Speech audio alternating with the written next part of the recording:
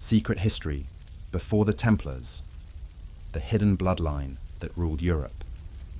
Have you ever wondered why certain European royal dynasties seem to possess an almost mystical authority that went far beyond mere political power? Why their subjects didn't just obey them, but revered them as if they carried something divine in their very blood?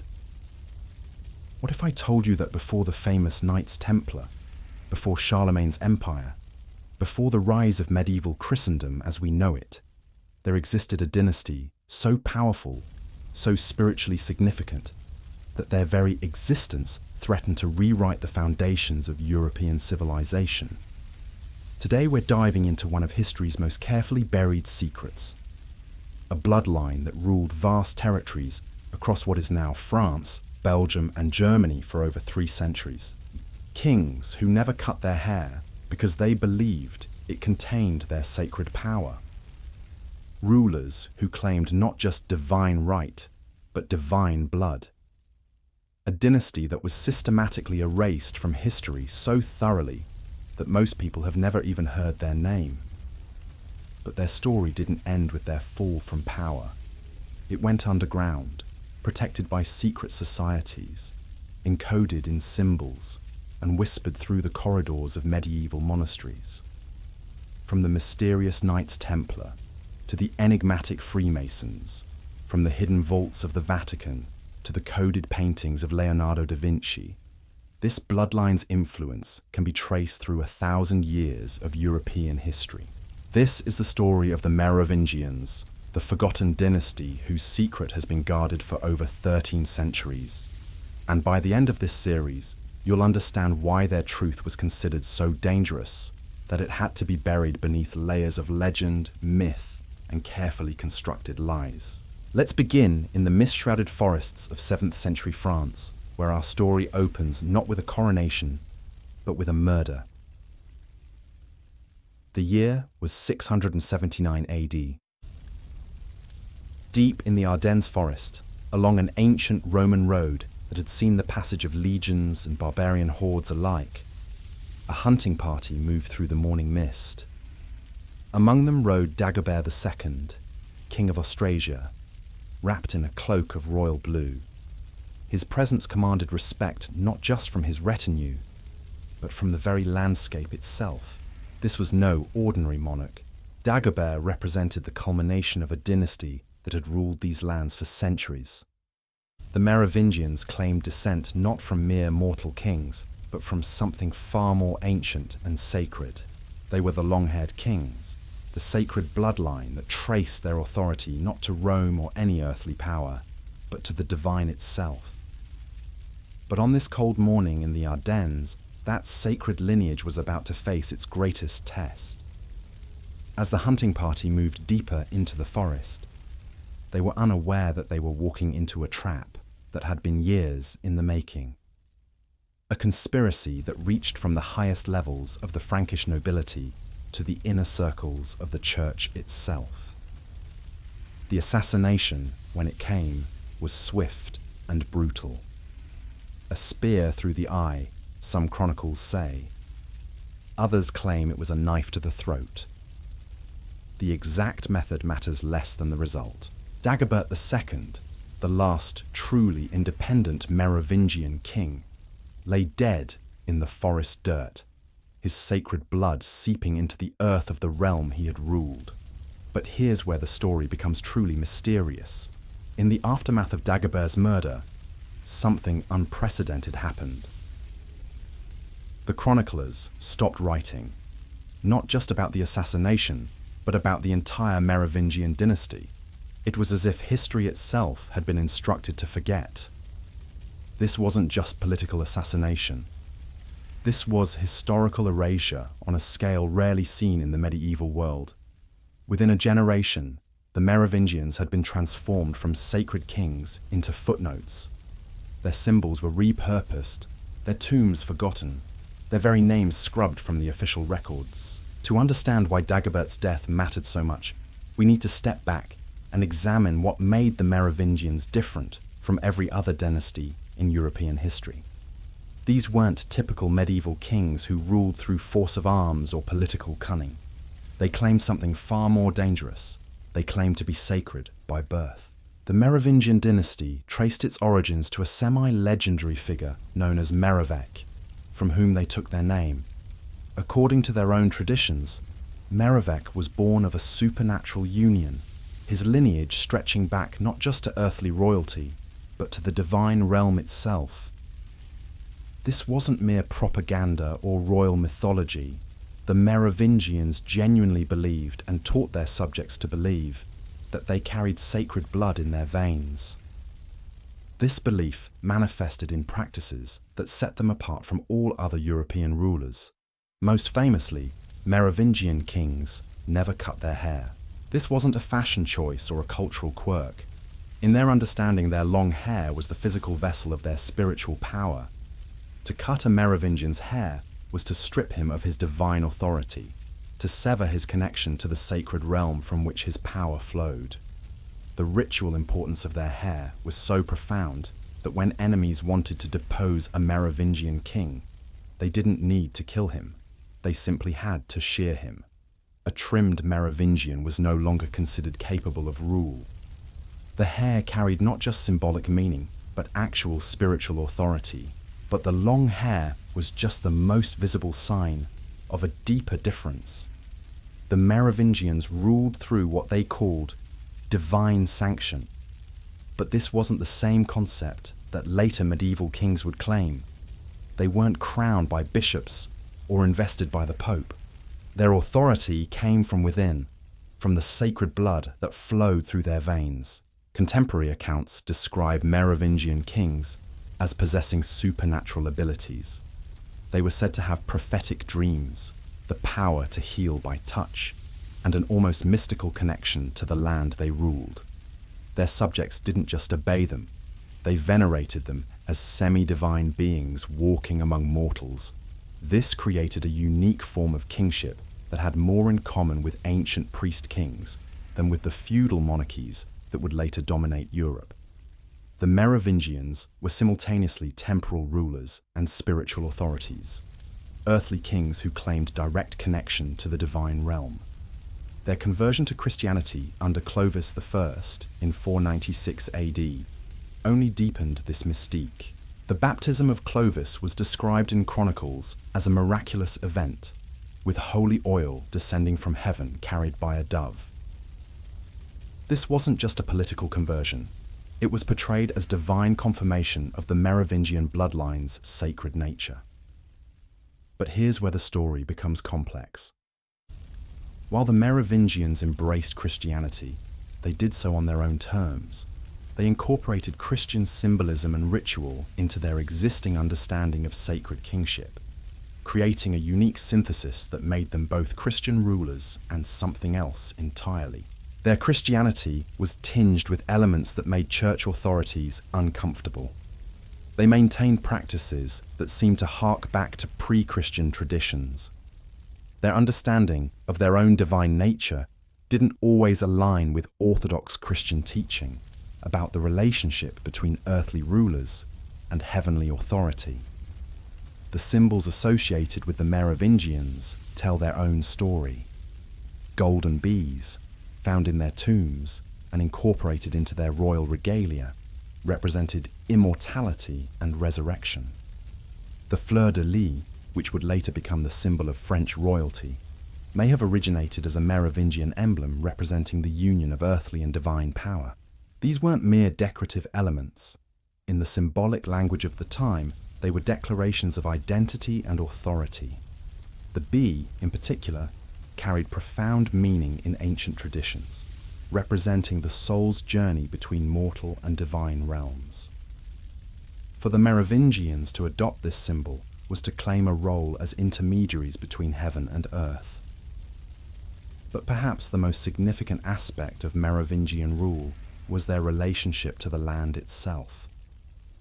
Unlike later feudal systems where kings ruled over territories through conquest or inheritance, the Merovingians seemed to embody a mystical connection to the earth they governed. Their authority wasn't imposed from without, it grew from within, from the sacred bond between the royal bloodline and the land itself. This connection manifested in various ways. Merovingian kings were often buried with elaborate grave goods that included not just weapons and jewelry, but objects that seemed to represent their role as guardians of the natural order. They were interred with symbols of fertility, growth, and renewal, suggesting that their sacred function extended beyond mere political rule to encompass the spiritual well-being of the realm itself. The administrative structure of Merovingian kingdoms reflected this unique understanding of royal authority. While they maintained the practical apparatus of government, taxes, armies, and courts, these institutions were suffused with ritual significance. Royal pronouncements weren't just legal documents. They were sacred utterances that carried spiritual as well as temporal weight. This is what made Dagobert's assassination so significant. It wasn't just the murder of a king, it was an attack on an entire system of sacred authority. The conspirators who gathered in the Ardennes forest that day weren't just plotting a political coup. They were attempting to sever a connection between heaven and earth that had endured for centuries. The forces behind Dagobert's death represented a new vision of how power should be organized in Christian Europe. They saw the Merovingian system of sacred kingship as an obstacle to the proper ordering of church and state. In their view, divine authority should flow through ecclesiastical channels, not through bloodlines that claimed direct connection to the sacred realm. But eliminating Dagobert was only the first step. The real challenge was erasing the entire Merovingian legacy, dismantling a system of belief that had sustained their rule for over 3 centuries. This required not just political maneuvering, but a careful campaign of historical revision that would transform sacred kings into footnotes and divine bloodlines into forgotten legends. The success of this campaign was so complete that for over 1,000 years, the true significance of the Merovingians remained hidden. Their symbols were appropriated by later dynasties, their traditions absorbed into other systems, their very names relegated to obscure academic footnotes. But symbols have a way of surviving even when their original meaning is forgotten. And bloodlines, if they truly exist, have a tendency to resurface when least expected. The story of the Merovingians didn't end in that forest in 679 AD. It went underground, carried forward by those who understood what had been lost and were determined to preserve it for future generations. In our next episode, we'll explore how this preservation took place. We'll delve into the mysterious networks that kept the Merovingian secret alive through the Dark Ages, and we'll uncover the first clues that suggest their bloodline didn't die with Dagobert, but found new ways to survive and influence the course of European history. The rabbit hole goes deeper than you might imagine, and the players in this ancient drama are far more familiar than you might expect. From the corridors of medieval monasteries to the secret chambers of the world's most famous secret societies, the Merovingian legacy left traces that careful observers can still follow today. But before we follow that underground trail, we need to understand exactly what made the Merovingian claim so revolutionary and so dangerous that it required such extreme measures to suppress. The key lies in understanding what the Merovingians believed about themselves, and more importantly, what others believed about them. This wasn't just another royal dynasty making grandiose claims about divine favor. The Merovingians represented something that struck at the very heart of how medieval society understood the relationship between God, kingship, and earthly authority. Let's travel back to the early 6th century, to the court of Clovis I, the Merovingian king whose conversion to Christianity would reshape the entire trajectory of European civilization. But this conversion came with a twist that most history books conveniently overlook. When Clovis knelt for baptism in the cathedral at Reims in 496 AD, the ceremony that took place was unlike any other royal baptism in Christian history. According to the chronicles, as the bishop prepared to anoint the king, a dove descended from the heavens carrying a vial of holy oil. This wasn't ordinary chrism blessed by human hands, but sacred oil delivered directly by divine intervention. The story might sound like religious propaganda, and indeed many modern historians dismiss it as such. but consider the implications of what the chroniclers were recording. They weren't just describing a political conversion or a diplomatic alliance between the Frankish kingdom and the Roman Church. They were documenting what they believed to be direct divine confirmation of the Merovingian bloodline's sacred nature. This divine oil, known as the Holy Ampulla, would become one of the most precious relics in medieval France. For over 1,000 years, every French king would be anointed with oil from this miraculous vial, connecting their authority directly back to that moment when heaven supposedly intervened to bless the Merovingian line. But here's where the story becomes truly intriguing.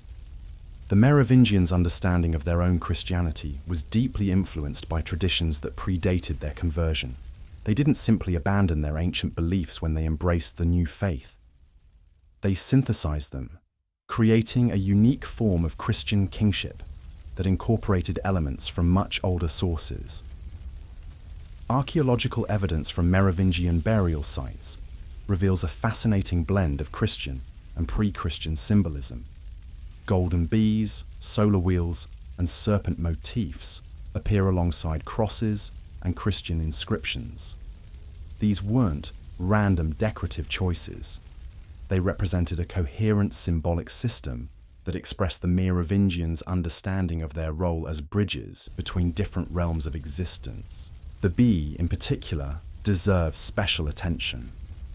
In ancient mystery traditions, bees were associated with the soul's journey between life and death, with wisdom that transcended mortal understanding, and with the divine feminine principle. When Napoleon Bonaparte discovered golden bees in the tomb of Childeric I, Clovis's father, he immediately recognized their significance and incorporated them into his own imperial symbolism. This wasn't mere antiquarian curiosity on Napoleon's part. He understood that symbols carry power across centuries, and by connecting himself to Merovingian imagery, he was attempting to tap into something far older than the relatively recent Bourbon monarchy he had displaced. The Merovingians also maintained a complex relationship with prophecy and sacred time. Court chroniclers recorded numerous instances of Merovingian kings receiving prophetic dreams, experiencing visions, and demonstrating what could only be described as supernatural knowledge of future events. King Dagobert I, grandfather of the murdered Dagobert II, was said to have prophesied the exact circumstances of his own death years before it occurred. He described seeing himself in a dream, standing at the edge of a great forest, surrounded by figures in white who warned him that his time was approaching its end. These weren't isolated incidents. Throughout Merovingian history, there are accounts of kings who seem to possess an uncanny ability to see beyond the veil of ordinary reality. They spoke of receiving guidance from sources that transcended normal human experience, and their subjects accepted these claims as natural expressions of their sacred bloodline. What made this particularly significant was how it differed from the Christian understanding of prophecy that was developing in the Church during the same period. Church doctrine held that prophetic gifts were bestowed by God on specific individuals for specific purposes, and that such gifts were temporary manifestations of divine grace rather than inherited characteristics. The Merovingians, by contrast, seem to view their prophetic abilities as inherent aspects of their bloodline, passed down from generation to generation like their long hair and their claim to sacred kingship. This created a theological problem that would only grow more acute as church doctrine became more systematized and centralized. The geographic extent of Merovingian influence also tells us something important about the nature of their authority. At their height, Merovingian kingdoms stretched from the Atlantic coast of France to the forests of Germany, from the Low Countries to the Mediterranean. This wasn't achieved through military conquest alone, though the Merovingians were certainly capable warriors. Instead, their expansion seems to have followed patterns that suggest a different kind of authority altogether. Communities would align themselves with Merovingian rule, not because they were conquered, but because they recognized something in the Merovingian bloodline that transcended ordinary political arrangements. This is evident in the way Merovingian kingdoms were organized.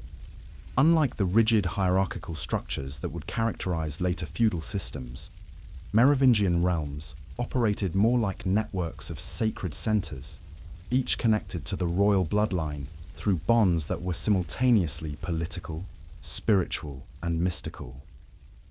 Local nobles weren't just vassals. They were participants in a sacred order that derived its legitimacy from its connection to the divine kingship embodied in the Merovingian line. This created a form of governance that was remarkably stable and resilient, capable of surviving military defeats, economic disruptions, and even periods of weak or ineffective kings. The administrative documents that survive from Merovingian kingdoms reveal a system of law and governance that was deeply infused with sacred symbolism. Royal decrees weren't just political pronouncements.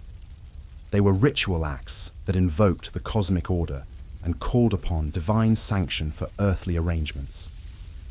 Even the physical layout of Merovingian palaces and administrative centers reflected this integration of sacred and secular authority. Archaeological excavations have revealed that these structures were often built according to geometric patterns that incorporated both Christian symbolism and much older sacred geometry. The Great Hall at the Palace of Tournai, for instance, was constructed with proportions that create specific acoustic effects during ceremonial gatherings. When the king spoke from his throne, his voice would resonate in ways that seemed to give his words supernatural power and authority. These weren't accidental features. The Merovingians understood that authority operates on multiple levels simultaneously, and they crafted their physical environment to reinforce the mystical dimensions of their rule. Every aspect of royal ceremony was designed to remind participants that they were in the presence of something that transcended ordinary human power. But perhaps the most significant aspect of Merovingian kingship was their relationship to the feminine divine. Unlike the increasingly patriarchal Christianity that was developing in Rome and Constantinople, Merovingian spirituality maintained a strong reverence for feminine sacred principles. This is evident in their devotion to the Black Madonna figures that appeared throughout their territories, in their patronage of female religious communities, and in the prominent roles that women played in Merovingian court life. Queens weren't just royal consorts. They were active participants in the sacred dimensions of kingship. Queen Bathilde, wife of Clovis II, was recognized as a saint by the church, but her sanctity was understood by contemporaries as flowing from her participation in the sacred bloodline, rather than from her individual piety. She was venerated not just for her personal virtues, but for her role as a vessel of the divine feminine principle that was integral to Merovingian sacred kingship. This reverence for the feminine divine would become one of the most problematic aspects of Merovingian tradition from the perspective of church reformers. As Christianity became more institutionalized and hierarchical, there was less room for the kind of mystical synthesis that characterized Merovingian spirituality. The tension came to a head during the reign of Dagobert II. By the mid-7th century, church authorities had become increasingly uncomfortable with the Merovingian synthesis of Christian and pre-Christian elements. They saw it as a threat to the proper ordering of spiritual authority, which they believed should flow through ecclesiastical channels rather than through bloodlines. At the same time, a new class of administrators had emerged in the Frankish kingdoms. Known as the mayors of the palace, these officials had gradually accumulated real political power, while the Merovingian kings retained ceremonial and spiritual authority. The most ambitious of these mayors began to envision a different kind of kingship altogether, one based on political effectiveness rather than sacred bloodline. The conspiracy that culminated in Dagobert's assassination represented the convergence of these various pressures. Church reformers, ambitious nobles, and pragmatic administrators all had reasons to want the Merovingian system replaced with something more conventional and controllable. But eliminating the kings was only the beginning. The real challenge was erasing the entire conceptual framework that had sustained Merovingian authority for centuries. This required a systematic campaign of historical revision that would transform sacred kings into ineffective relics and divine bloodlines into embarrassing anachronisms. The success of this campaign can be measured by how completely the Merovingian legacy disappeared from mainstream historical consciousness. Within a few generations, the dynasty that had shaped the spiritual and political landscape of early medieval Europe was reduced to a footnote in chronicles that emphasized their supposed weakness and irrelevance. But symbols have a way of surviving even when their original meaning is suppressed.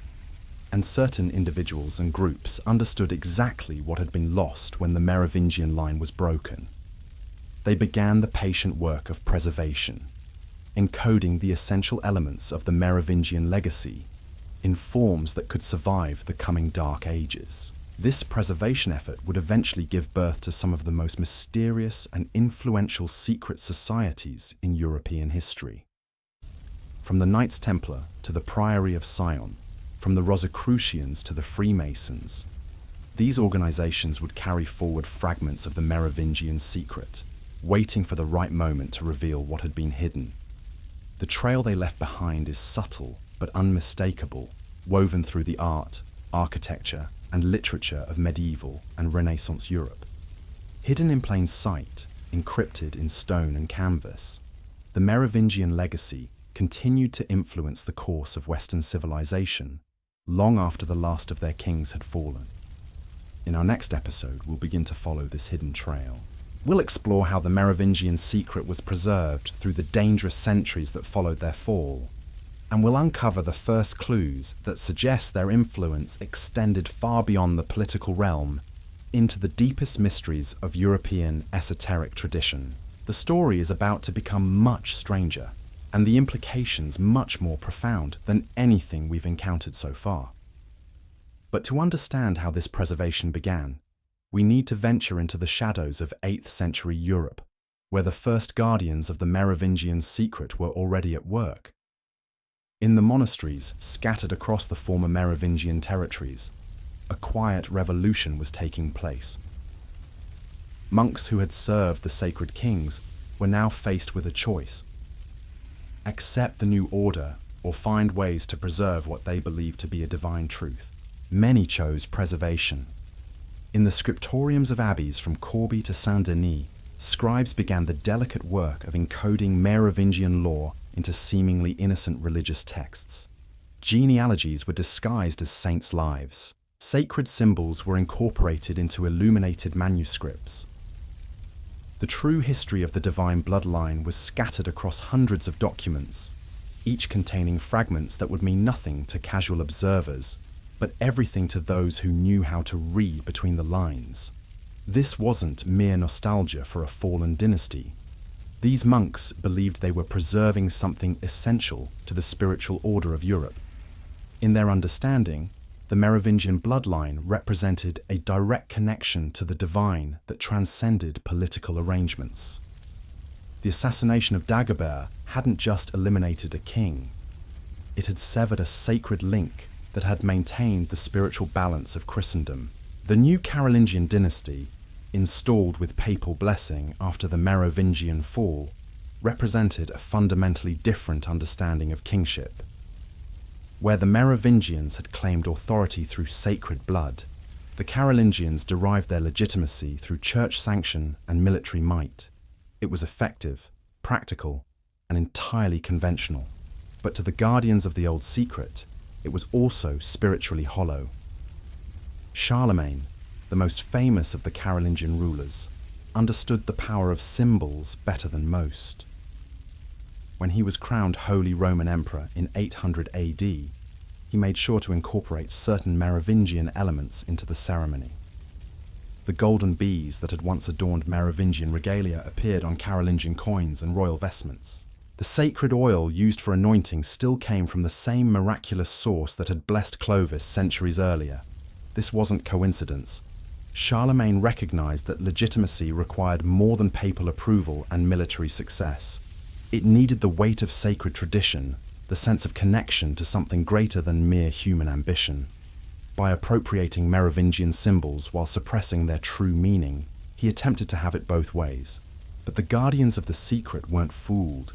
They understood that symbols without their living context were empty vessels, impressive to look at but devoid of real power. The true Merovingian legacy couldn't be captured in ceremonial regalia or architectural grandeur. It lived in the bloodline itself, and in the knowledge of what that bloodline represented. This is where the story takes its first truly mysterious turn, because according to the carefully preserved records of these monastic guardians, the Merovingian bloodline hadn't actually died with Dagobert. His son, Sigebert, had escaped the assassination and fled south to the Languedoc region of France. There, protected by nobles who remained loyal to the old ways, he had lived in hiding, married, and continued the sacred line. The evidence for this survival is fragmentary and often contradictory, exactly what you'd expect from a secret that needed to remain hidden for generations. But the consistency of certain details across multiple independent sources suggests that something real lay behind the legends. Names recur in unexpected places. Symbols appear where they shouldn't. Genealogies contain gaps that seem deliberately obscured. In the remote valleys of the Pyrenees, noble families began to appear in the historical record with heraldic devices that incorporated unmistakably Merovingian elements. The bee, the fleur-de-lis, and more obscure symbols associated with the sacred bloodline showed up on coats of arms belonging to houses that claimed no direct connection to the fallen dynasty. These families seemed to operate according to different rules than their contemporaries.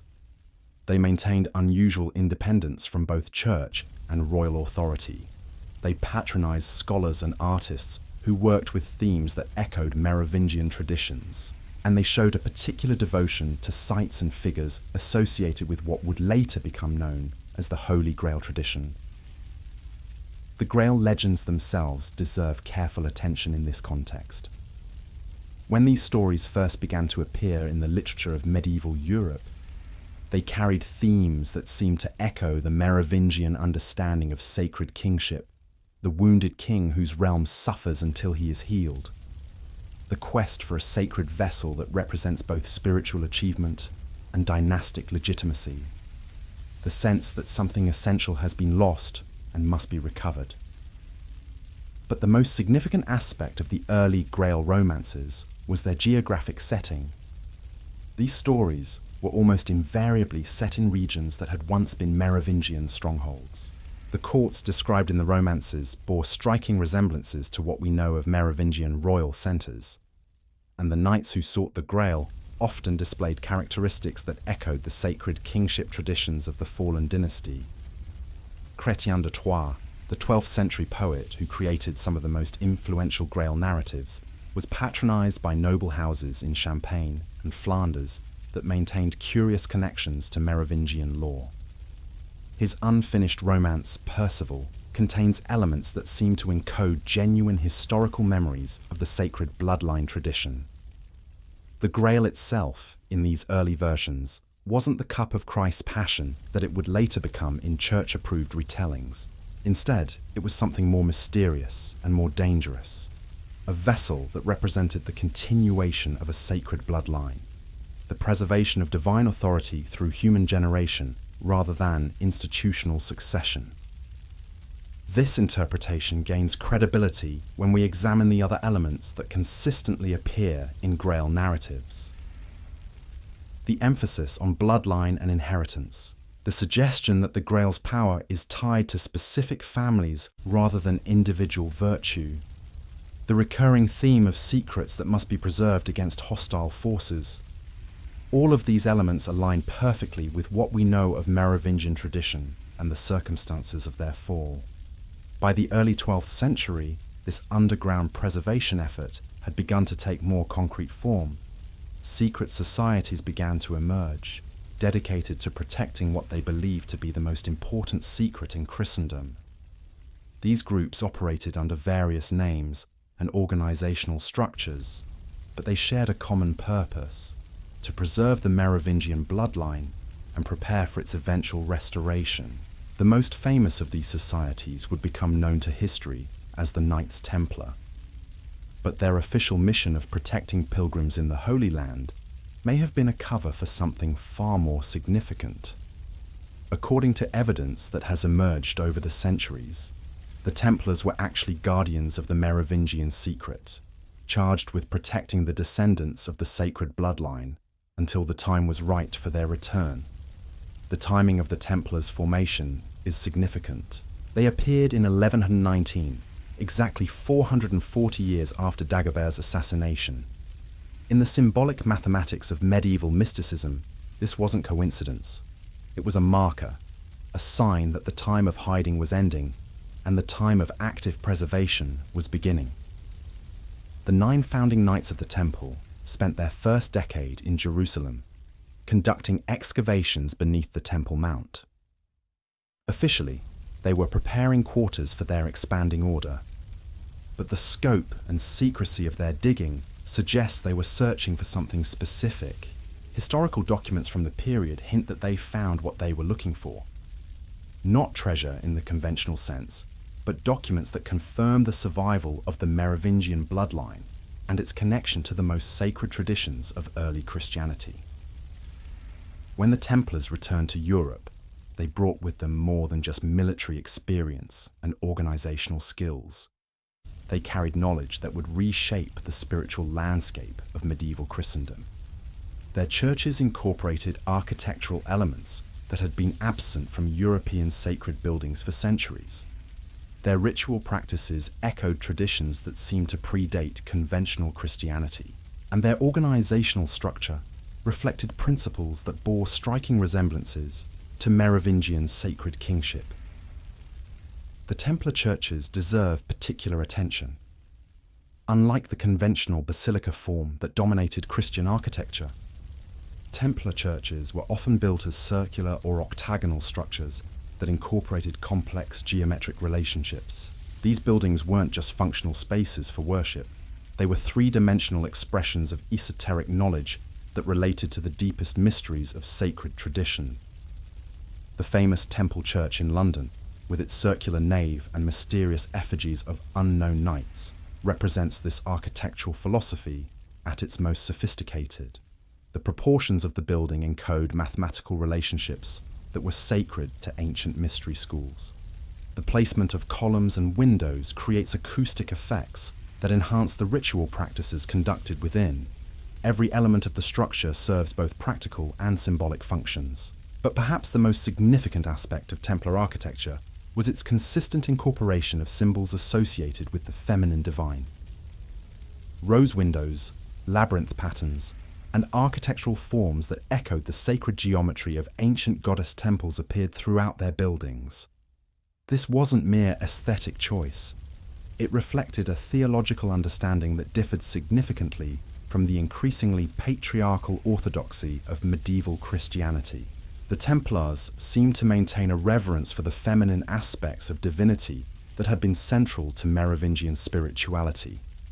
Their churches included shrines to the Black Madonna, mysterious dark-skinned figures of the Virgin Mary that were said to possess miraculous powers. These images appeared with unusual frequency in regions that had once been Merovingian strongholds, and they were often associated with sites that had been sacred to pre-Christian goddess traditions. The connection between the Black Madonnas and the Merovingian secret becomes clearer when we examine the legends associated with these figures. Many were said to have been carved by Luke the Evangelist himself, giving them apostolic authority that bypassed normal church channels. Others were connected to miraculous appearances that occurred at sites significant to the sacred bloodline tradition.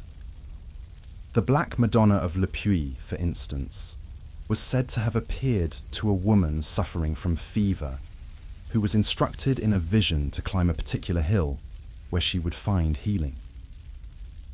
When she reached the summit, she discovered not only the miraculous image, but also a dolmen, an ancient stone structure that predated Christianity by thousands of years. The church built a cathedral on the site, but the real significance lay in the continuity it represented between ancient sacred traditions and the Merovingian synthesis of Christian and pre-Christian elements. Similar patterns appear throughout Europe wherever the Templars established a presence. Ancient sacred sites were incorporated into Christian foundations, but in ways that preserved and honored their original significance. Symbols from pre-Christian traditions were woven into Christian iconography, creating a visual language that could communicate on multiple levels simultaneously. This syncretic approach reflected the Templars' true mission: to preserve and protect a tradition that transcended the conventional boundaries of Christian orthodoxy. They weren't heretics in the sense of rejecting Christian teaching. They were custodians of a more complete understanding of Christian truth that included elements the official church had chosen to suppress or ignore. The wealth and power that the Templars accumulated during their 2 centuries of operation served this deeper purpose. Their banking networks, their political influence, their military might, all of these were tools in service of their ultimate goal: protecting the sacred bloodline and preparing for its eventual emergence from hiding. But power attracts attention, and by the early 14th century, the Templars had become too visible to maintain their secret mission effectively. King Philip IV of France, deeply in debt to the order and suspicious of their independence, began to investigate their activities. What he discovered, or thought he discovered, led to one of the most dramatic persecutions in medieval history. On Friday, October 13th, 1307, Templars throughout France were arrested simultaneously on charges of heresy, blasphemy, and devil worship. The specific accusations were bizarre and contradictory, ranging from worshipping a mysterious head called Baphomet to denying the divinity of Christ to engaging in obscene ritual practices. Most historians now agree that these charges were fabricated to justify the seizure of Templar wealth and the elimination of their political independence. But buried within the sensational accusations may have been fragments of genuine concerns about the order's true beliefs and practices. The worship of a mysterious head, for instance, might have been a distorted reference to their veneration of relics connected to the sacred bloodline. Under torture, many Templars confessed to the charges against them, but their confessions were inconsistent and often contradictory. Some spoke of secret knowledge that had been passed down through the order's leadership. Others mentioned rituals that involved reverence for bloodline rather than conventional Christian sacraments. A few even hinted at the existence of a sacred genealogy that had been preserved since ancient times. The suppression of the Templars marked the end of the first phase of organized protection for the Merovingian secret. But it wasn't the end of the secret itself. As the order faced destruction, its members scattered across Europe, carrying with them the knowledge they had preserved for 2 centuries. Some found refuge in other military orders that had remained loyal to the old traditions. Others melted into the general population, becoming merchants, scholars, or craftsmen who would pass their knowledge to the next generation through different channels. The most significant group of Templar refugees found their way to Scotland, where King Robert the Bruce had been excommunicated by the Pope and therefore felt no obligation to enforce papal decrees against the order. There, they established new foundations that would become crucial to the preservation of their secret mission. The famous Rosslyn Chapel, built by the Sinclair family in the 15th century, incorporates so many Templar and Merovingian symbols that it reads like a stone encyclopedia of the sacred bloodline tradition. But Scotland wasn't the only refuge for Templar knowledge. Throughout Europe, craft guilds and merchant associations began to incorporate elements of Templar organization and symbolism. The builders' guilds that would eventually become the Freemasons adopted geometric principles and ritual practices that bore striking resemblances to Templar traditions. The alchemical societies of the Renaissance period preserved chemical and spiritual knowledge that seemed to derive from Templar sources. These diverse groups maintained contact with each other through networks that operated below the level of official historical record.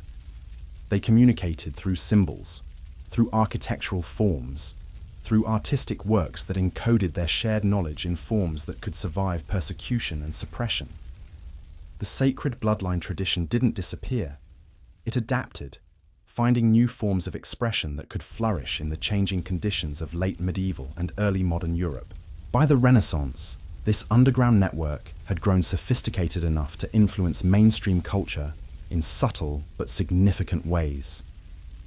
Artists, architects, and scholars who were connected to the tradition began to incorporate its symbols and themes into works that reached much broader audiences. The paintings of Leonardo da Vinci, the architecture of certain cathedrals, the literature of the Grail romances, all of these carried encoded references to the Merovingian secret for those who knew how to read them. The preservation had succeeded, but it had also transformed. What had begun as a political and dynastic secret had evolved into something more complex and far-reaching. The Merovingian bloodline, whether it survived in biological form or not, had become a symbol for alternative approaches to spiritual authority, for traditions that predated and transcended conventional religious institutions, for the preservation of ancient wisdom in forms that could survive the rise and fall of empires. This transformation would prove crucial to the secret's ultimate survival. By the time the modern world emerged from the medieval period, the Merovingian tradition had become embedded so deeply in European culture that it could never be entirely eliminated. It lived in symbols that appeared on public buildings, in stories that were told in village squares, in architectural principles that shaped the spaces where people gathered to worship and celebrate.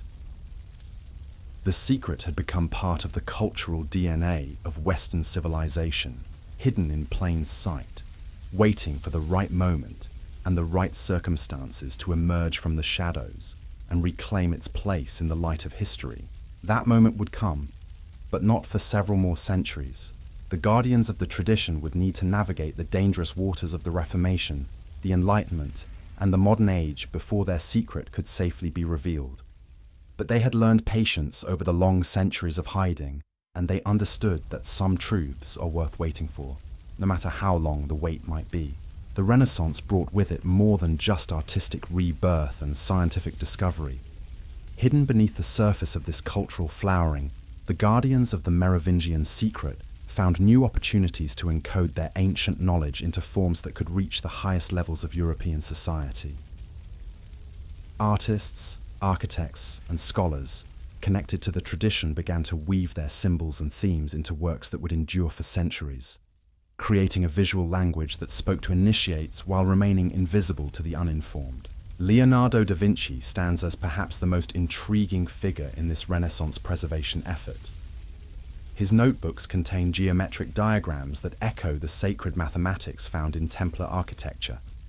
His anatomical studies incorporate symbols that appear nowhere in conventional medical texts of the period.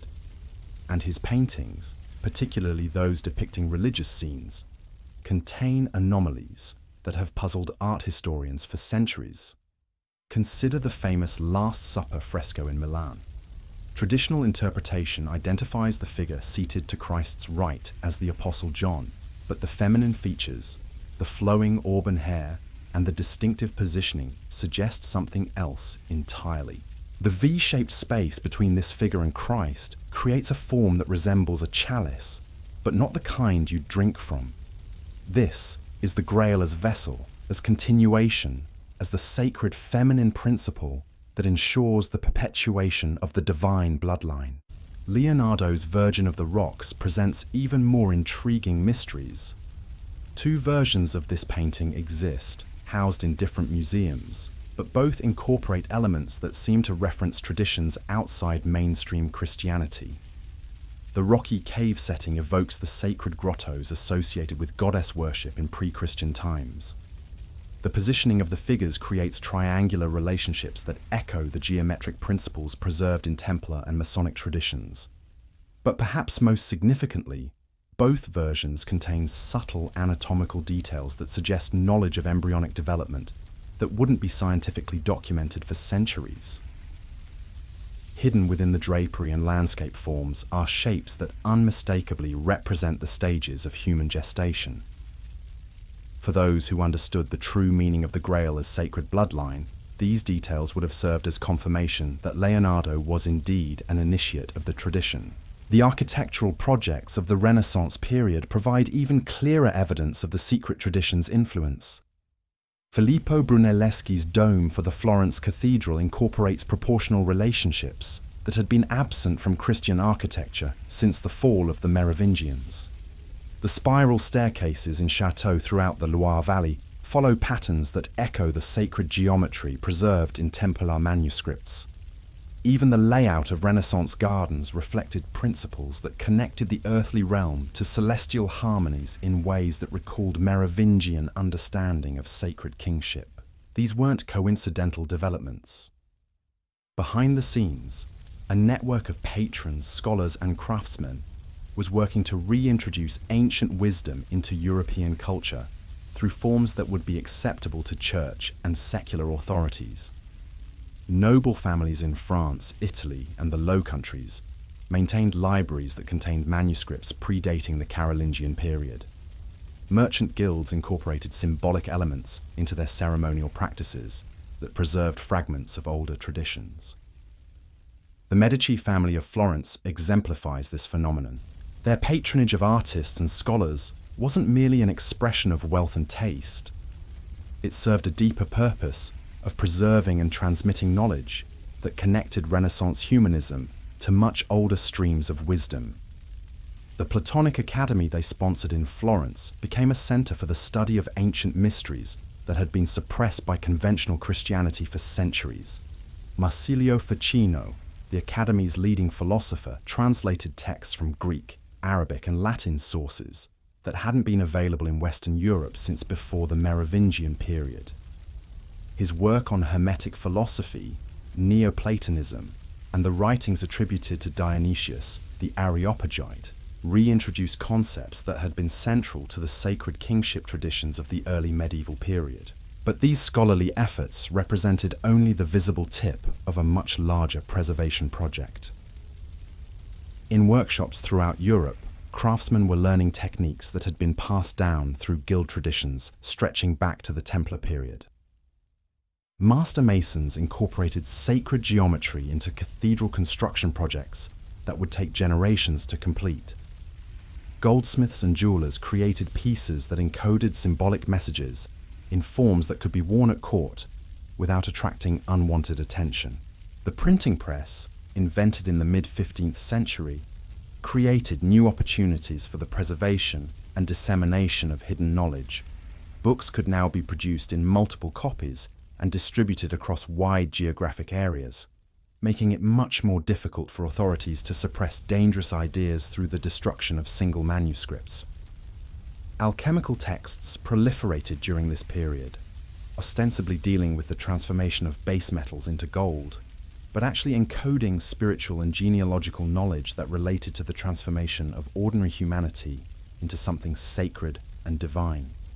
The language of chemical processes provided a perfect cipher for discussing the preservation and cultivation of sacred bloodlines.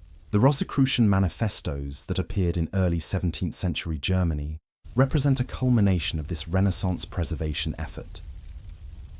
These mysterious documents, attributed to a legendary figure known as Christian Rosenkreuz, announced the existence of a secret brotherhood dedicated to the reformation of human knowledge and the restoration of ancient wisdom. The Rosicrucian writings incorporated elements from all the major streams of the hidden tradition. Templar symbolism appeared alongside alchemical imagery. References to sacred geometry were combined with genealogical allegories. The overall message was clear. The time of hiding was ending, and the ancient secrets were ready to emerge into the light of a new age. But the Rosicrucians were careful to present their revelations in forms that could be dismissed as fantasy by those who weren't ready to receive them. The story of Christian Rosenkreuz himself was obviously allegorical, combining elements from various historical figures associated with the preservation tradition. The promised Reformation was described in language that could be interpreted as either spiritual metaphor or practical program. This careful ambiguity reflected lessons learned from the persecution of the Templars 3 centuries earlier. The guardians of the secret had discovered that direct revelation was dangerous, but symbolic communication could survive and flourish even under hostile conditions. By encoding their knowledge in forms that operated on multiple levels of meaning simultaneously, they could reach initiates while remaining invisible to persecutors. The success of this strategy becomes apparent when we examine the spread of Masonic lodges throughout Europe during the 17th and 18th centuries. Officially, these were associations of working stonemasons who gathered to share trade secrets and provide mutual support. In practice, they became repositories for symbolic knowledge that connected back to the Templar period and beyond. Masonic ritual incorporated elements that would have been immediately recognizable to anyone familiar with Merovingian traditions. The emphasis on bloodline and inheritance, the reverence for sacred geometry, the use of architectural symbolism to represent spiritual truths, all of these reflected the continuing influence of the ancient secret. The Masonic legend of Hiram Abiff, the master builder of Solomon's temple, who was murdered for refusing to reveal the secrets of his craft, clearly echoed the story of Dagobert's assassination and the suppression of the sacred bloodline. The promise of the master's eventual return and the restoration of the lost knowledge directly paralleled the Merovingian hope for dynastic restoration. Even the physical layout of Masonic lodges reflected principles that had been preserved from the Merovingian period. The east-west orientation, the placement of pillars and altars, the use of specific proportional relationships, all of these created spaces that functioned as three-dimensional expressions of the secret tradition's understanding of sacred architecture. The spread of Masonry coincided with the emergence of Enlightenment philosophy, and this wasn't coincidental. Many of the intellectual movements that challenged traditional religious and political authority drew inspiration from sources that connected back to the hidden tradition. The emphasis on reason over revelation, the questioning of inherited hierarchies, the search for natural law underlying human institutions, all of these reflected principles that had been preserved in secret for centuries. Voltaire's attacks on organized religion, Rousseau's theories about natural human goodness, Diderot's encyclopedic project to catalogue all human knowledge, these Enlightenment projects served the hidden tradition's goal of undermining the institutional structures that had suppressed the ancient secrets. By promoting individual reason and questioning established authority, Enlightenment thinkers created intellectual space for alternative understandings of history and tradition. The American Revolution represents the most dramatic example of how the preserved tradition influenced world events. Many of the founding fathers were Masons who had been exposed to symbolic teachings that connected back to the Merovingian secret. The principles they embedded in the Declaration of Independence and Constitution reflected ideas about natural law and sacred inheritance that had been preserved in hidden form for over 1,000 years. The layout of Washington, D.C. provides clear evidence of this influence. The city's street plan incorporates geometric relationships that echo the sacred architecture of Templar churches and Merovingian palaces. The positioning of major monuments creates sight lines that connect to celestial events in ways that recall ancient understanding of the relationship between earthly and heavenly authority. The Great Seal of the United States contains symbols that would have been immediately recognizable to anyone familiar with the preserved tradition. The all-seeing eye, the unfinished pyramid, the eagle with spread wings, all of these connect to symbolic systems that had been maintained in secret since the medieval period. But perhaps the most significant aspect of the American experiment was its establishment of a form of government that embodied principles the hidden tradition had been working to restore for centuries. The idea that authority derives from natural law rather than inherited bloodline or institutional sanction represented a revolutionary application of concepts that had been preserved in Masonic and Rosicrucian teachings. The French Revolution that followed the American example carried these principles even further, but also revealed the dangers inherent in rapid social transformation. The violence and chaos that accompanied the overthrow of the old regime in France demonstrated that the ancient secrets couldn't simply be revealed directly without careful preparation and gradual implementation. Napoleon's rise to power during this period represents another fascinating intersection between the preserved tradition and world events. His adoption of Merovingian symbols, particularly the golden bee, wasn't merely aesthetic choice, but reflected his understanding of the symbolic language that had been maintained in secret for centuries. The Code Napoleon, which established legal principles that spread throughout Europe and beyond, incorporated concepts of natural law and individual rights that echoed teachings preserved in the hidden tradition. The metric system, introduced during Napoleon's reign, reflected mathematical principles that connected to the sacred geometry maintained in Masonic and Rosicrucian circles. Even Napoleon's military campaigns can be understood as attempts to restore European unity under principles that recalled the Merovingian understanding of sacred kingship. His coronation ceremony deliberately evoked Carolingian precedents, but with symbolic elements that connected back to older traditions that had been suppressed for over a millennium. The Congress of Vienna that followed Napoleon's defeat represented an attempt by traditional European powers to restore the old order, but the ideas unleashed by the American and French revolutions couldn't be contained. Throughout the 19th century, revolutionary movements across Europe drew inspiration from concepts that had been preserved in the hidden tradition. The 1848 revolutions that swept across Europe were organized largely through networks that connected back to Masonic and related secret societies. The unification movements in Germany and Italy were led by figures who had been exposed to symbolic teachings about natural law and sacred inheritance. Even the labor movements that emerged during the Industrial Revolution incorporated organizational principles that reflected the influence of the preserved tradition. By the mid-19th century, the guardians of the secret faced a new challenge.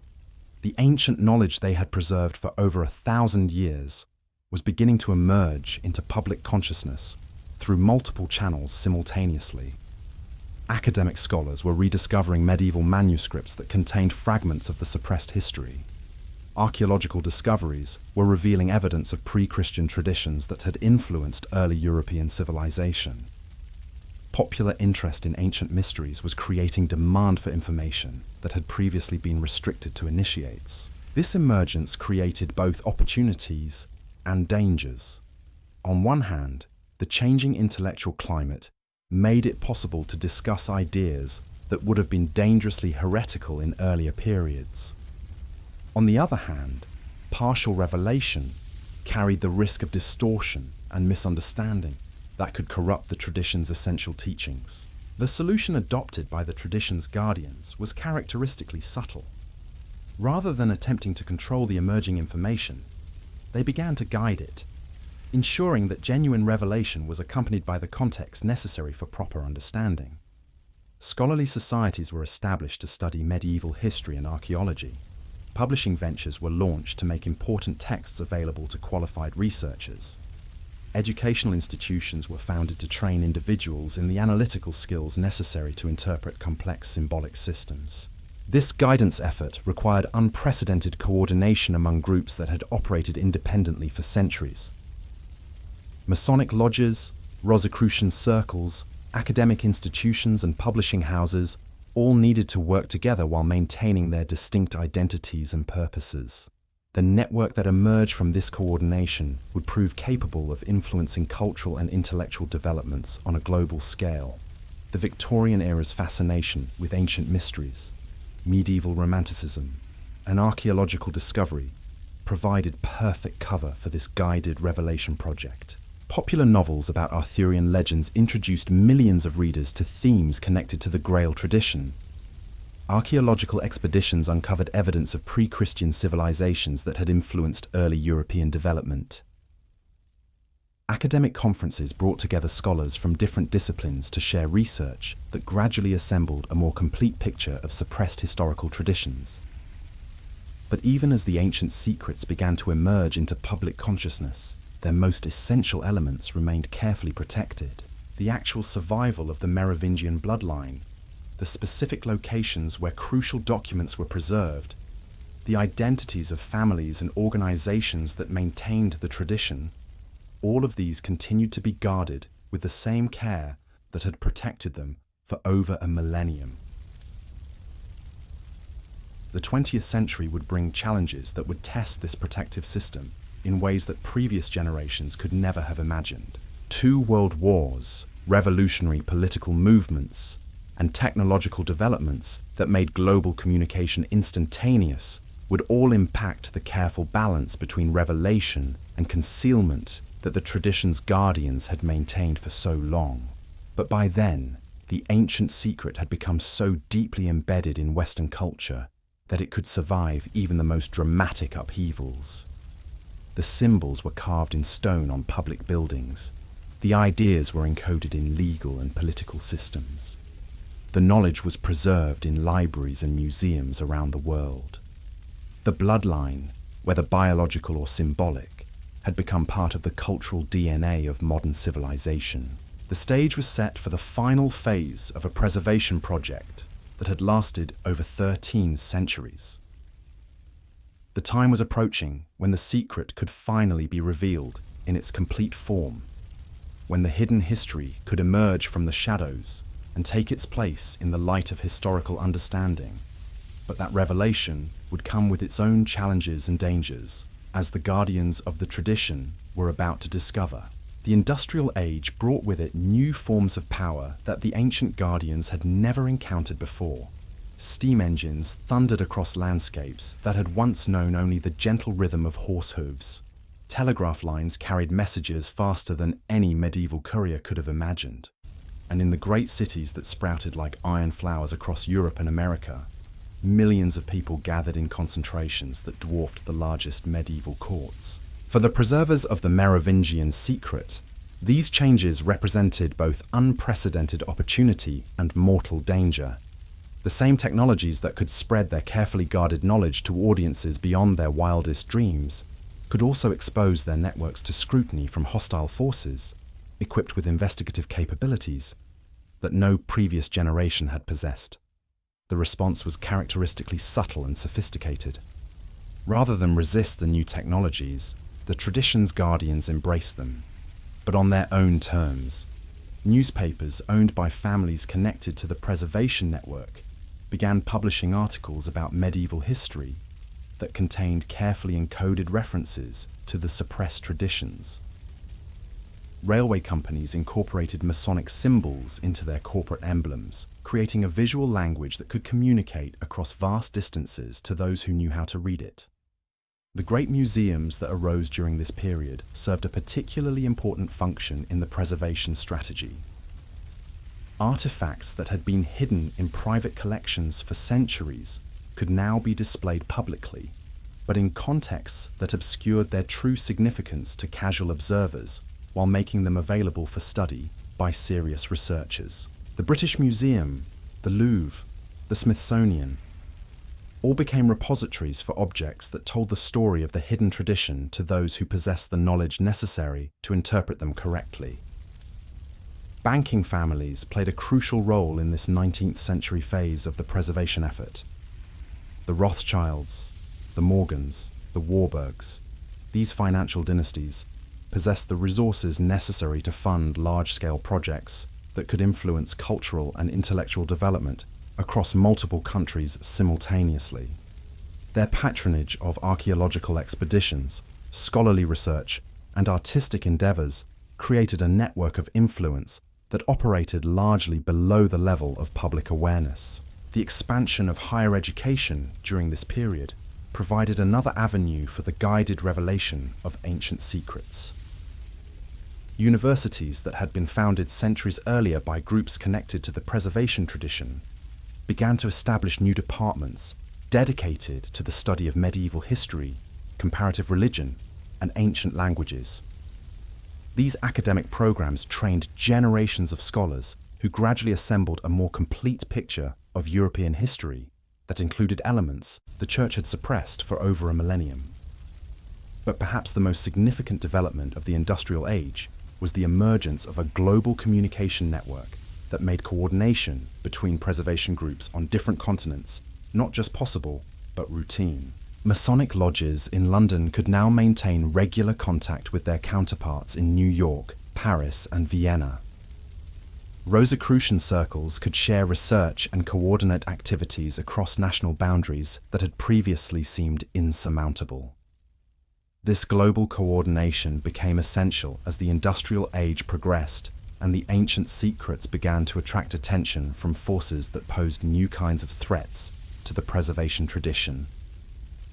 Nationalist movements across Europe began appropriating symbols and themes from medieval history for their own political purposes, often distorting their original meanings in ways that threatened to corrupt the authentic tradition. The most dangerous of these appropriations occurred in Germany during the late 19th and early 20th centuries. Scholars connected to the emerging pan-Germanic movement began studying medieval German history with particular attention to the pre-Christian traditions that had influenced early European civilization. Their research uncovered genuine fragments of the suppressed knowledge, but they interpreted these discoveries through the lens of racial ideology that transformed sacred universal principles into tools of ethnic supremacy. The rise of archaeological nationalism during this period created additional complications for the preservation tradition. Governments began claiming ownership of ancient artifacts discovered within their borders, making it much more difficult for the guardians to control how sensitive materials were studied and interpreted. The discovery of major archaeological sites often became occasions for nationalist celebration that obscured the universal significance of what had been found. World War I represented a watershed moment for the preservation tradition. The conflict destroyed many of the institutional structures that had maintained the ancient secrets for centuries. Monasteries were abandoned, libraries were burned, and entire noble families that had carried the tradition for generations were wiped out in the carnage. The careful balance between revelation and concealment that had been maintained for over a millennium was shattered by the unprecedented scale of destruction. But the guardians of the tradition had learned resilience over the long centuries of hiding. As the old structures crumbled, new ones emerged to take their place. Veterans organizations, professional associations, and cultural societies became vehicles for preserving connections between individuals who shared knowledge of the ancient secrets.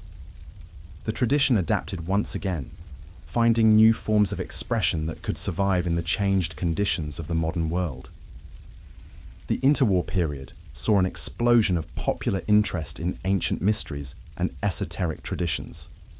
Books about Atlantis, the Holy Grail, and lost civilizations became bestsellers. Archaeological discoveries in Egypt, Mesopotamia, and elsewhere captured public imagination in ways that created unprecedented opportunities for the guided revelation of suppressed knowledge. But this popular interest also attracted charlatans and opportunists who distorted authentic traditions for their own purposes. The guardians found themselves in the difficult position of trying to guide genuine revelation while simultaneously combating misinformation and deliberate deception. Secret societies proliferated during this period, many claiming connections to ancient traditions that they didn't actually possess.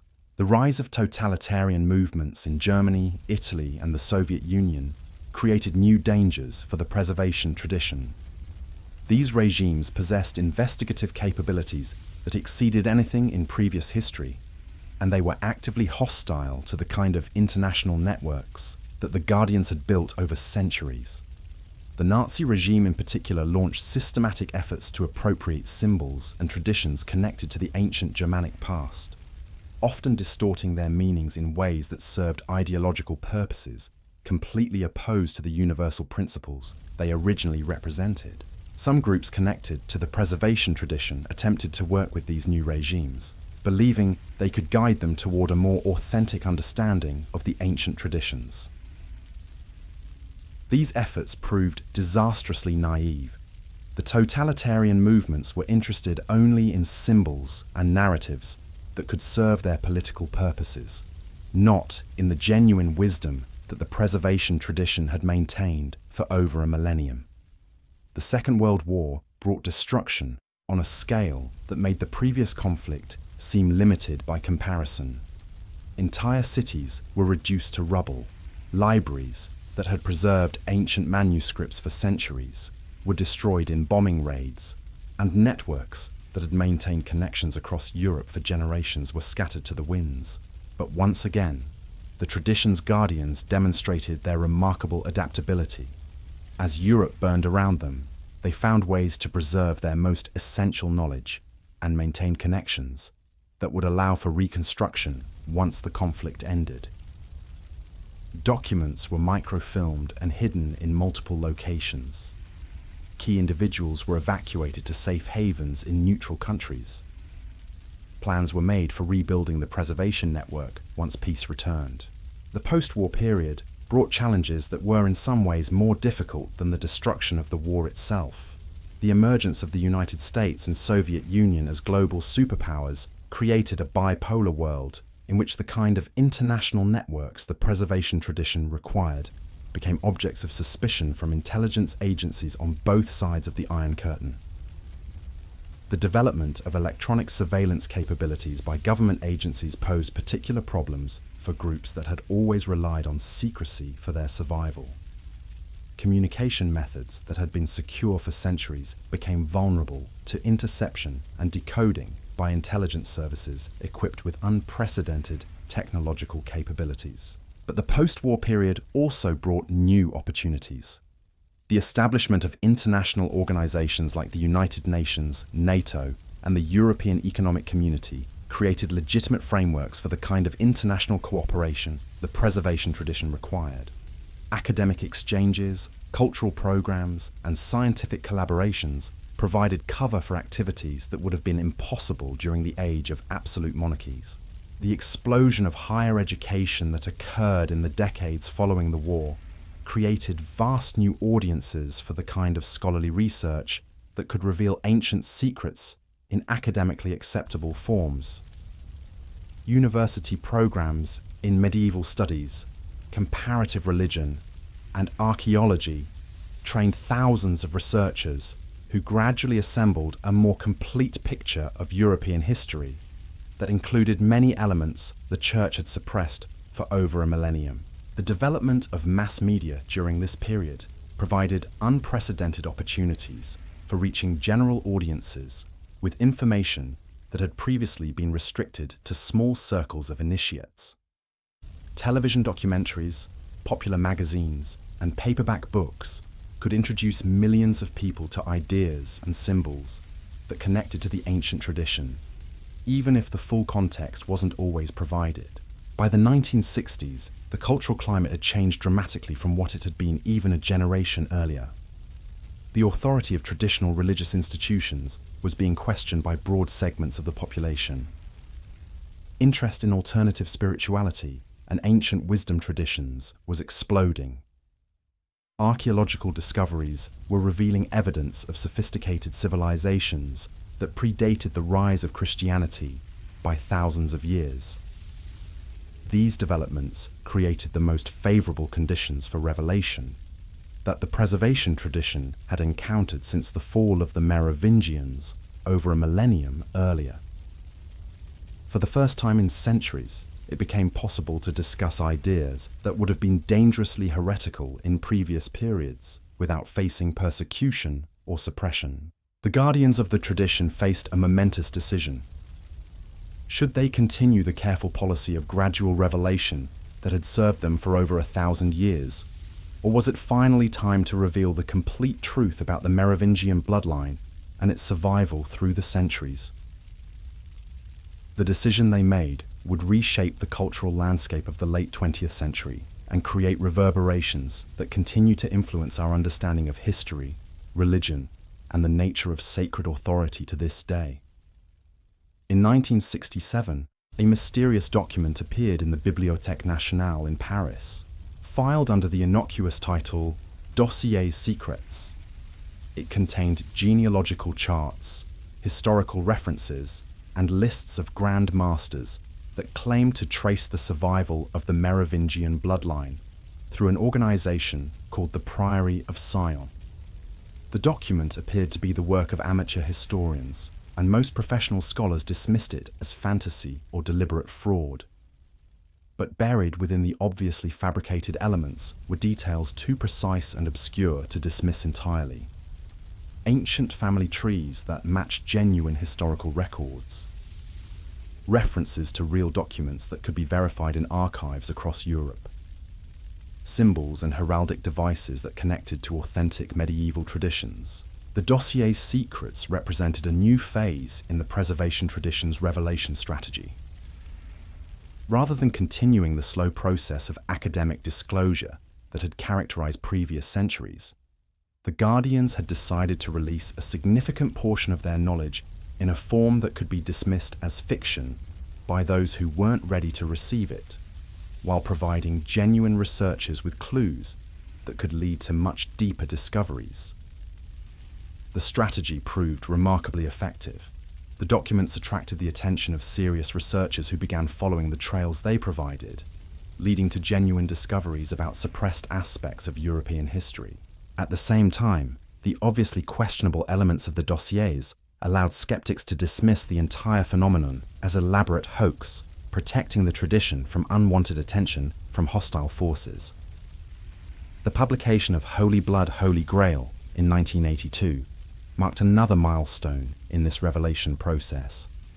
The book presented the theory that Jesus had married Mary Magdalene, that their descendants had founded the Merovingian dynasty, and that this bloodline had survived to the present day under the protection of secret societies like the Priory of Sion and the Knights Templar. The book became an international bestseller, introducing millions of readers to ideas that had been preserved in secret for over a millennium. But it also generated fierce controversy, with church authorities and academic historians united in their condemnation of what they saw as sensationalist speculation based on questionable evidence. The success of Holy Holy Grail, and similar works created a new cultural phenomenon, the alternative history movement. Dozens of books appeared claiming to reveal suppressed truths about ancient civilizations, secret societies, and hidden bloodlines. Television documentaries explored mysterious archaeological sites and unexplained historical phenomena. The internet provided platforms for researchers who challenged orthodox interpretations of the past. This explosion of alternative historical research created both opportunities and problems for the preservation tradition. On one hand, it provided cover for the revelation of genuine, suppressed knowledge. On the other hand, it attracted numerous fraudsters and fantasists whose distortions threatened to discredit authentic discoveries. The Guardians found themselves in the position of trying to guide genuine revelation while simultaneously combating misinformation and deliberate deception. They developed sophisticated strategies for distinguishing between authentic researchers and opportunistic charlatans, providing assistance to the former while working to neutralize the latter. The development of computer technology and the internet during the final decades of the 20th century created unprecedented opportunities for both revelation and research. Ancient manuscripts could be digitized and made available to researchers around the world. Archaeological discoveries could be documented and shared instantly. Networks of researchers could collaborate on projects that would have taken decades to complete using traditional methods. But these same technologies also created new vulnerabilities. Government surveillance capabilities expanded exponentially, making it much more difficult to maintain the kind of secrecy that had protected the tradition for centuries. The democratization of information that the internet represented meant that sensitive knowledge could be accessed by anyone with a computer and an internet connection.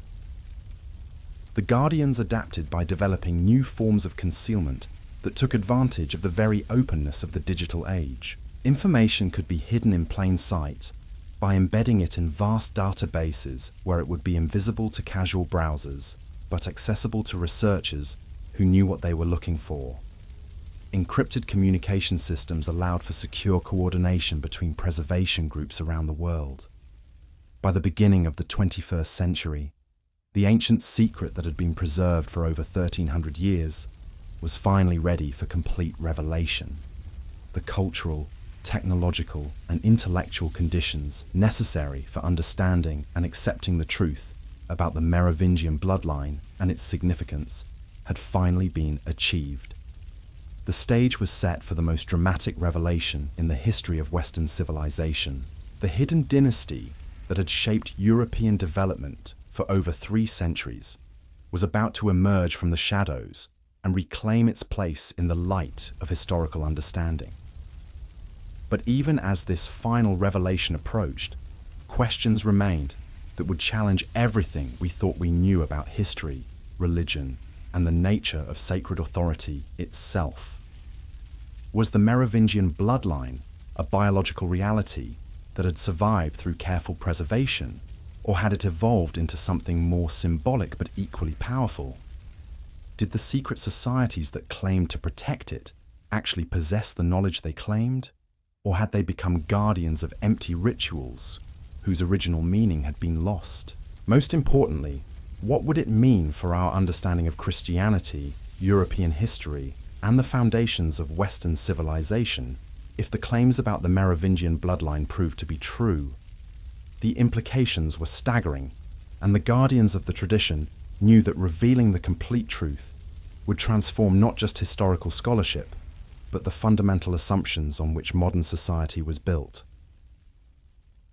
The time had come to find out whether the world was finally ready for the most carefully guarded secret in human history. The dawn of the 21st century brought with it technologies that would have seemed like magic to the medieval guardians who first began preserving the Merovingian secret. Digital archives could store the contents of entire libraries in devices smaller than a single manuscript. Satellite communications allowed instant contact between researchers on opposite sides of the globe. Most importantly, the internet created a vast, interconnected web of information that operated beyond the control of any single government or institution. For the preservers of the ancient bloodline secret, these developments represented the culmination of everything they had worked toward for over 13 centuries. The tools finally existed to reveal their carefully guarded knowledge to a global audience while maintaining the security and verification systems necessary to distinguish authentic information from the flood of speculation and misinformation that had always surrounded their work. The first phase of this digital revelation began quietly, almost invisibly. Academic databases started including previously classified documents from Vatican archives. Archaeological survey data that had been restricted for decades suddenly became available to qualified researchers.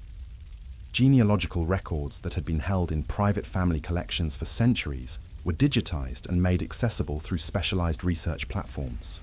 To casual observers, these releases looked like routine academic housekeeping, the natural result of institutions modernizing their record-keeping systems. But to those who knew what to look for, they represented a coordinated effort to make available the documentary evidence necessary to support the most extraordinary claims in European history. Dr. Catherine Montclair, a medieval historian at the Sorbonne, was among the first to recognize the pattern. Her research into early Frankish genealogies had been hampered for years by gaps in the available records, particularly regarding the period immediately following Dagobert's assassination. Suddenly, in the space of just a few months, documents began appearing in digital archives that filled many of those gaps. Marriage records from 8th century monasteries, land grants that mentioned noble families with suspiciously Merovingian-sounding names, correspondence between bishops that hinted at ongoing concerns about irregular bloodlines, decades after the official end of the dynasty. Each document by itself might have been dismissed as a historical curiosity, but together they painted a picture of systematic concealment that had persisted long after the Carolingians claimed to have eliminated their predecessors. Dr. Montclair's breakthrough came when she applied pattern recognition software to the accumulated data. The algorithms identified connections that would have taken human researchers years to discover manually. names that appeared in different regions at roughly the same times. Family symbols that evolved gradually from recognizably Merovingian motifs into forms that could pass unnoticed in later centuries. Migration patterns that suggested coordinated movement of related family groups away from areas of political instability. The picture that emerged was stunning in its implications. The Merovingian bloodline hadn't been eliminated in 679 AD. Instead, it had been dispersed, scattered across Europe, in a deliberate strategy designed to ensure its survival through the dangerous centuries that followed. Different branches of the family had adopted different names, integrated into local nobility, and maintained their connections through networks that operated below the level of official historical record. But Dr. Montclair's research represented only one thread in a much larger tapestry of revelation that was beginning to unfold across multiple disciplines simultaneously. In England, architectural historians were discovering that certain medieval buildings incorporated geometric principles that had supposedly been lost with the fall of classical civilization. In Italy, art restoration projects were uncovering hidden layers in Renaissance paintings that contained symbols and imagery connecting to much older traditions. The most dramatic discoveries were emerging from archaeological sites across France, particularly in regions that had been Merovingian strongholds. Ground-penetrating radar was revealing buried structures beneath ancient churches and monasteries. When excavated, these sites yielded artifacts that challenged conventional understanding of early medieval European culture. The excavations at Saint-Denis, the traditional burial place of French kings, proved particularly significant. Beneath the known royal tombs, archaeologists discovered earlier burial chambers that had been deliberately sealed and forgotten. The grave goods found in these chambers included objects that bore unmistakably Merovingian symbols, but crafted with techniques that were supposedly developed centuries later. Carbon dating of organic materials from these tombs consistently returned dates from the 8th and 9th centuries, precisely the period when the Merovingian bloodline was supposed to have been extinct. But the sophistication of the metalwork, the complexity of the symbolic systems, and the evident wealth of the burials all suggested that whoever had been interred in these chambers possessed resources and knowledge that far exceeded what conventional history attributed to the post-Merovingian period. The implications were staggering.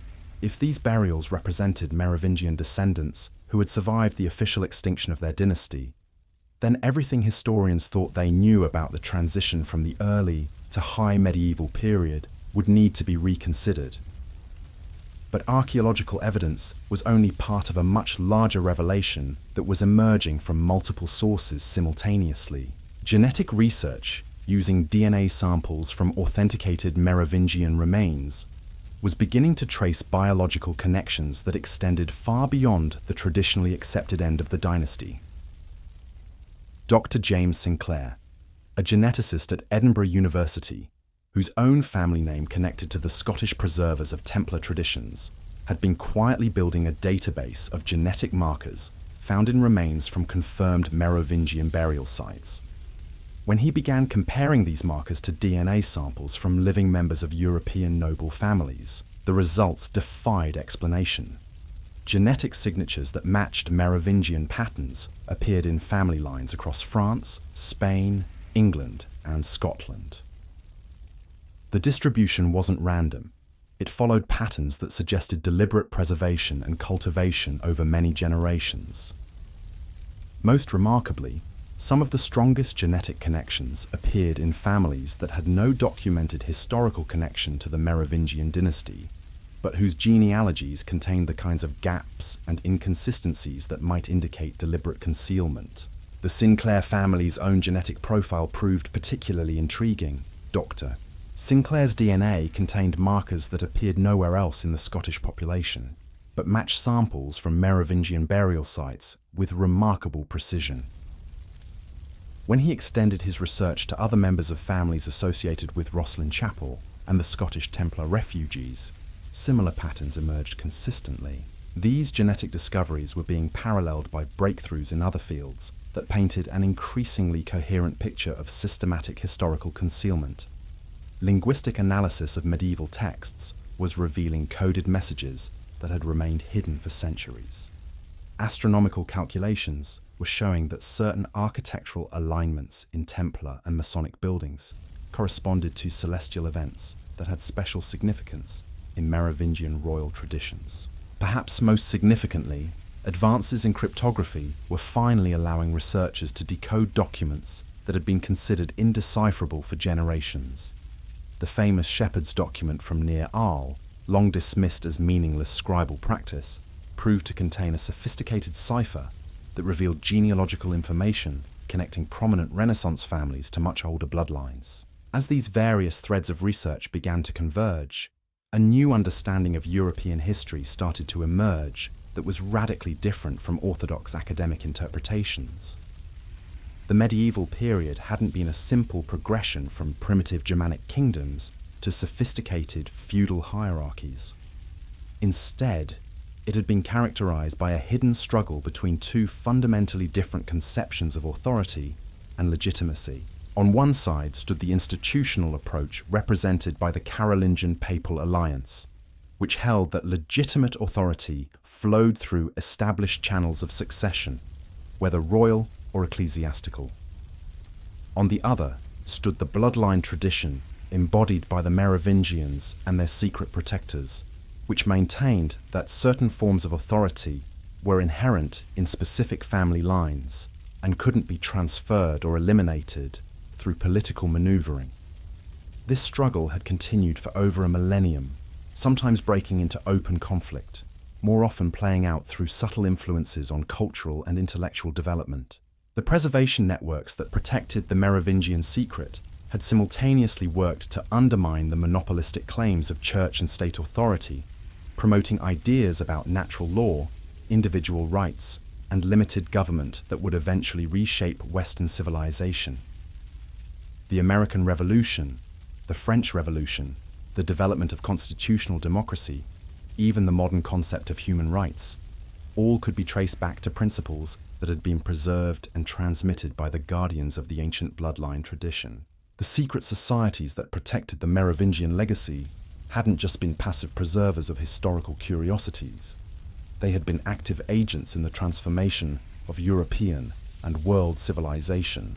But as this new understanding of history emerged from academic obscurity into public consciousness, it triggered reactions that demonstrated just how threatening these revelations remained to established institutions. The Vatican issued carefully worded statements emphasizing the importance of distinguishing between documented historical facts and speculative theories. Academic conferences on medieval history began excluding papers that dealt with certain sensitive topics. Publishing houses found themselves under pressure to avoid books that challenged orthodox interpretations of early European development. The resistance wasn't limited to religious and academic institutions. Government agencies in several countries began monitoring researchers whose work touched on the Merovingian question. Private investigators appeared at archaeological sites where significant discoveries were being made. Funding for certain research projects was mysteriously withdrawn without explanation. These reactions only served to confirm that the emerging revelations touched on issues that went far beyond academic historical debate. The survival of the Merovingian bloodline, if proven, would challenge not just scholarly interpretations, but the fundamental legitimacy claims of institutions that had shaped Western civilization for over 1,000 years. The Catholic Church, in particular, faced an existential threat from the full revelation of the Merovingian secret. If Jesus had indeed married Mary Magdalene and fathered children, and if those children had founded a dynasty that preserved direct genetic and spiritual connection to the divine, then the Church's role as the sole mediator between humanity and God would be called into question. The implications extended beyond theology into the realm of political authority. Modern European monarchies, democratic governments, even international organizations like the United Nations, all derived their legitimacy from principles that had been developed in opposition to the Merovingian understanding of sacred kingship. If that understanding proved to have been correct all along, then the entire basis of contemporary political organization would need to be reconsidered. But perhaps the most profound implications were personal and spiritual. For individuals who had been raised in Christian traditions that emphasize salvation through faith and institutional sacraments, the revelation that divinity might be transmitted through bloodline and direct inheritance represented a fundamental challenge to everything they had been taught about the nature of spiritual authority. As the 21st century progressed, these various pressures created a complex and often contradictory cultural environment. Popular interest in alternative history and ancient mysteries had never been higher, but academic and religious institutions remained largely hostile to research that challenged orthodox interpretations. Mass media provided platforms for discussing radical theories about the past, but those same platforms were often controlled by interests that had reasons to suppress genuine revelations. The preservers of the Merovingian tradition found themselves in a position their predecessors could never have imagined. After 13 centuries of careful concealment, they possessed the technological tools and cultural opportunities necessary to reveal their secret completely. But they also faced opposition from forces that were more sophisticated and better organized than anything previous generations of guardians had encountered. The solution they developed reflected the same subtle wisdom that had allowed their tradition to survive for over a millennium. Rather than attempting a single dramatic revelation that could be suppressed or discredited, they chose to continue their patient strategy of gradual disclosure, but accelerated to match the pace of modern information systems. Multiple research projects in different countries began releasing findings that supported the core claims about Merovingian survival. Independent verification from genetic, archaeological, and documentary sources made it increasingly difficult for skeptics to dismiss the accumulating evidence as coincidence or fraud. Popular culture provided additional channels for introducing general audiences to concepts that prepared them for more complete revelations. By 2020, the cultural landscape had shifted dramatically from what it had been even a generation earlier. Millions of people around the world were familiar with theories about the Holy Grail as bloodline, the survival of Jesus' descendants, and the role of secret societies in preserving ancient traditions. While most of this awareness remained at the level of entertainment and speculation, it had created a foundation of cultural understanding that could support more serious revelations. The COVID-19 pandemic, paradoxically, accelerated this process of revelation. As billions of people found themselves isolated at home with unprecedented amounts of time for online research, interest in alternative history and conspiracy theories exploded. Academic institutions, struggling with budget cuts and enrollment declines, became more receptive to unconventional research that could attract public attention and funding. Most importantly, the pandemic demonstrated the fragility of established institutions and the speed with which supposedly stable systems could be transformed by unexpected events. This created a psychological environment in which radical revelations about the past seemed less threatening and more relevant to contemporary concerns. The guardians of the Merovingian tradition recognized that the moment they had been preparing for across 13 centuries had finally arrived. The technological, cultural, and psychological conditions necessary for revealing their complete secret had been achieved.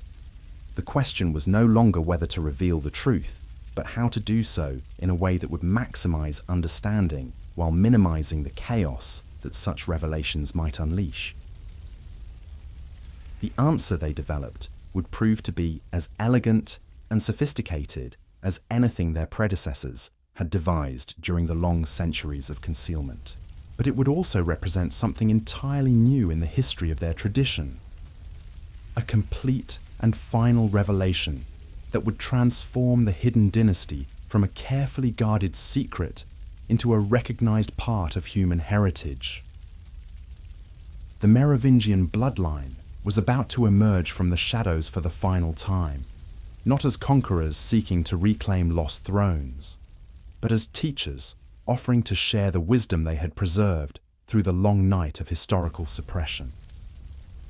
The implications of their emergence would reshape not just our understanding of the past, but our vision of what human civilization might become when guided by principles that had been tested and refined through over 13 centuries of careful preservation. The hidden dynasty was hidden no longer. The sacred bloodline that had shaped European civilization from its earliest foundations was ready to resume its role in guiding humanity toward a future that honored both the ancient wisdom of the past and the unprecedented possibilities of the modern age. The greatest secret in Western history was finally about to be revealed in its complete and authentic form, and nothing would ever be the same again.